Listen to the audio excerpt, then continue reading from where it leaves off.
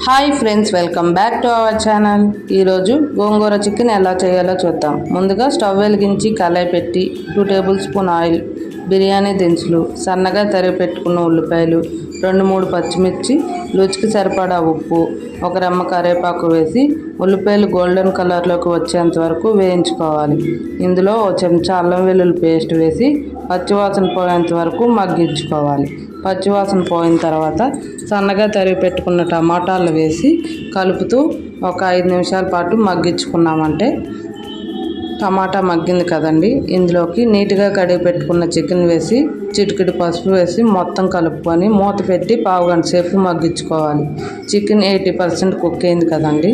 ఇందులోకి రుచికి సరిపడా కారం వేసుకొని కలిపి ఒక 5 నిమిషాల పాటు మగ్గించుకున్న తర్వాత ముందుగా మనం మగ్గించి పెట్టుకున్న గోంగూరను ఇందులో వేసుకొని 1 గ్లాస్ వాటర్ పోసి మొత్తం కలిపి మూత పెట్టి ఒక 10 నిమిషాలు మగ్గించుకున్నామంటే ఆయిల్ పైకి తేలి చికెన్ బాగా ఉడికింది కదండి.